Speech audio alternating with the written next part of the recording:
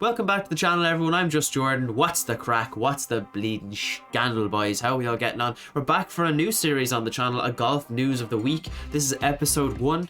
How it's going to work, basically, I suppose it's just going to give you a little bit of catch up on the golf of the week, starting with kind of like a funny of the week, a specific news of the week, I suppose, and then results of the PG Tour and the European Tour as they stand currently. Boys, if you are new to the channel, before we dive into it, if you're new to the channel and you like the golf content, we do a lot of golf course vlogs, PGA Tour and EA Sports PGA Tour career modes, along with golf course vlogs and kind of reaction videos to golf news and funnies and fails.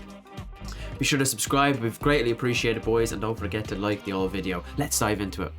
So straight off the bat, guys, going into the funny of the week, it has to be the Swilcan Bridge. I hope I'm pronouncing that right. The Swilcan Bridge at the 18th in St Andrews, the iconic bridge at the home of golf itself in Scotland. Everyone knows that little bridge. We see Jack Nicklaus on it, we see Tiger on it. Every golfer has to cross that bloody bridge to get over to the 18th fairway. It has been taken social media by storm, especially Twitter. St Andrews have taken a lot of heat for this. If you haven't seen it, it's absolutely hilarious. Before the bridge, they've basically cordoned off a mucky area just before you go onto the bridge. They've decided to pave that completely, which actually looks like a bit of a patio, or like kind of what you'd have outside in your garden, and it doesn't look good. A lot of people on social media have been commenting that it looks like the Millennium Falcon. People have been saying that it looks like something like a patio you should have lawn chairs out on and stuff like that. It actually looks hilarious.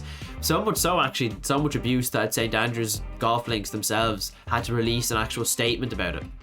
And this is literally what they said. They said, "We would like to address some concerns that have been raised regarding the works that are currently underway on the approach area to the Swilcan Bridge. For the avoidance of any doubt, we can categorically state that no works have been undertaken to the bridge itself.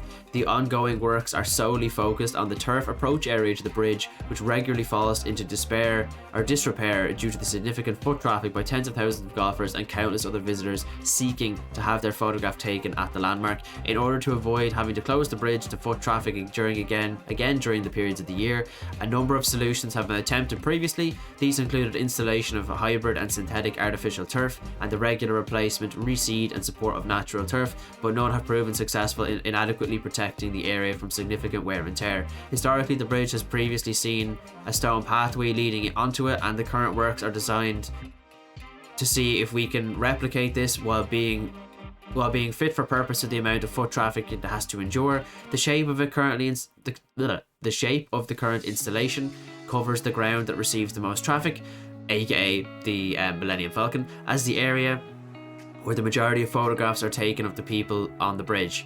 It should be noticed that the works are not yet complete and the ongoing efforts are being undertaken to ensure any final installation, including size, shape and material, it is keeping with its surroundings ahead of the growing season in Scotland. We recognise that such an iconic landmark in golf, the Swilcan Bridge remains a special place in the heart of many golfers, and as such can be an emotive topic.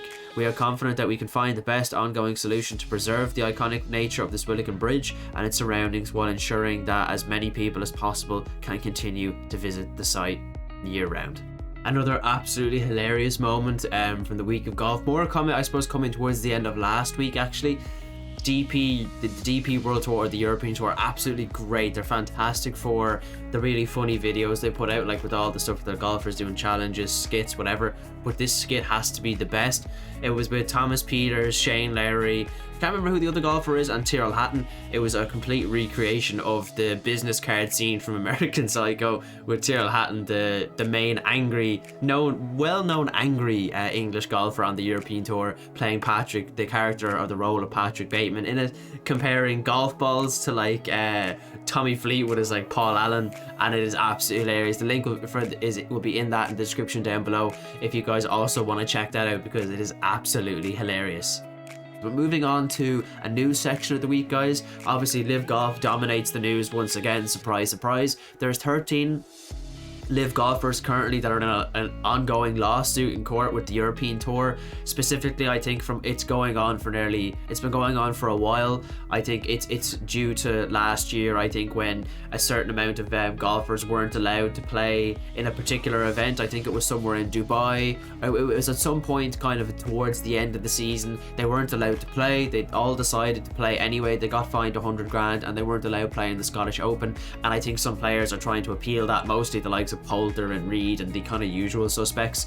I think Live Golf have actually come out and said themselves that, you know, those kind of players know the ramifications of their actions of being on Live, and basically there's not much they can do. But apparently there's an ongoing lawsuit in court and stuff like that for the last few weeks, and there'll be an outcome now in the coming weeks, because there's been a lot of stuff obviously still going on about the world ranking points, trying to get world ranking points in Live events, and still being able to try, I suppose, you know, try and have a easier integration for Live Golf players. I mean, are they allowed playing European Tour events, PGA Tour events, majors, or not? It has to be black and white, because clearly it's still a big issue for Live golfers and PGA golfers and everything like that. And we're going to see all this kind of stuff come to light in the new Full Swing Netflix documentary. If you haven't seen it, I reacted to a trailer in it. The link will be down in the description below, or you can look it up yourself. I'll link that below in the description as well to see the official trailer. But that's going to give us all behind the scenes access for the last year, similar to Drive to Survive on the PGA Tour, like through all the majors, the Live Golf scandal, like everything. It was the best year possible in terms of drama to be focusing on the European or the PGA Tour. But yeah, they're in another lawsuit, and it's still an ongoing problem. And then moving on to the results section, guys, for the PGA Tour, Justin Rose won the AT&T Pebble Beach Pro-Am. He had the lead going into the final round, was 3 under through 9 holes, and unfortunately, due to like high winds, the play was suspended for the first time since 2014, I believe. That's what a lot of reports are saying. It's the first time in since 2014. I was going to say in 14 years. In 14 years that play at Pebble has been suspended due to wind. This actually breaks Justin's 4-year drought without a win on the PGA Tour, which is absolutely incredible for him.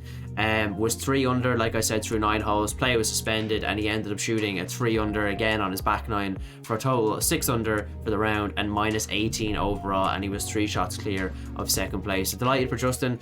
In terms of the actual Pro-Am itself, NFL star Aaron Rodgers playing with a Canadian PGA Tour player Ben Silverman. I've actually never heard of Ben before, sorry Ben. But they won together with a total minus 26 under par. The main story though from Pebble Beach was undoubtedly Gareth Bale. Gareth Bale was absolutely hilarious in all the clips and stuff that I've seen. There was, I think, a clip of him on the very first hole teeing off where he ended up shooting a 65, which was incredible. And I think between himself and his partner, they were tied 16th or around that, maybe around 20th, around 16. Unfortunately, he didn't shoot low enough to make the final day because of the high winds in round 3. But it was hilarious. I think on the first tee, you had the commentator being like, all right, Gareth, superstar Gareth, let's see what you got, Gareth. Come on, look at him. He's so cocky. And then Gareth literally stitched it, hit a cracker of a shot on a par 3 onto the green, spun back, stitched it to the hole for birdie. And the announcer was just like, oh yeah, look at Gareth. Gareth is good at everything, aren't you, Gareth? And Gareth could do nothing but laugh, and he was like, stop putting me under pressure, man. It was absolutely hilarious, guys. But fair play to Gareth. Everyone knows he's a great golfer. I know, obviously, if you're into football or soccer, playing for Real Madrid, you know, he got a lot of stick for the whole kind of golf stuff, constantly playing golf when he was injured, especially the whole signs and stuff like that kind of went viral for a time of Gareth Bale's hierarchy of when he wasn't happy at Real Madrid, of his Wales golf Real Madrid. That was his hierarchy, which was a bit of a joke for quite some time.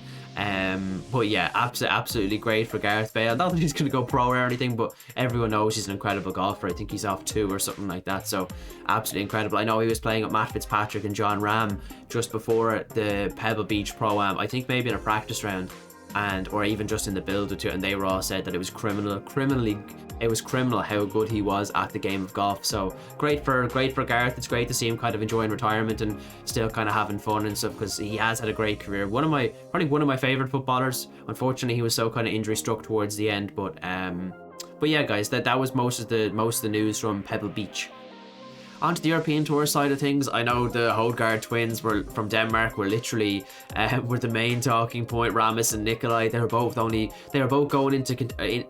contention really to combat Xander Lambert from South Africa. He was on 16 under going into the final round, and the two twins were in pole position to maybe have a bit of a chance. Ramis one of the brothers was only one shot off the lead, but unfortunately they both shot a 1-over final round and it kind of killed them a little bit. But I think they both still managed to finish top 10. Ramis definitely did. I'm not sure about Nikolai, but even Xander Lombard, who was 16 under, he only had a level par last round, so none of them won it in the end. But it actually ended up being England's Daniel Gavins who actually won it. He shot a 3-under final round to finish on 17 under, and he probably got away with one because he actually double bogeyed the last hole, the par 5. He went into the water twice, and he was lucky to get away with it. I know Lombard probably needed to eagle the last hole to tie him to take it to a playoff, and maybe the way Gavins was feeling. He'd only previously won one event on the European Tour before, which was the Hand Invitational in 2021. So he really got away with one there. I think Lombard missed an eagle putt on the last. He nearly got it, missed an eagle putt on the last, was close enough. And Gavins managed to hold out for his second European Tour win of his career, guys. But it's disappointing for the Hogarth twins, but hey, they could be the next Molinaris. They could be real up and comers on the PG or the European Tour rather, maybe the PGA Tour too, like the Molinaris. But yeah, guys, that's all the golf news for the week. That was all the main kind of talking points from both the European Tour and the PGA Tour. But let me know, guys, what you guys thought about Swilcan Bridge as well. I'm very curious to know what you guys think about Swilcan Bridge, because it is an iconic golfing bridge on, I suppose, the home of golf. So I'm curious to know what you guys think. But I appreciate you guys watching. If you watch this far, be sure to like and subscribe. Like I said, if you're new to the channel, we do a lot of golf content here, so I do appreciate anyone that has watched the video. You're an absolute legend, and I hope you're having a brilliant day. But until next time, guys, take it easy and have a wonderful day.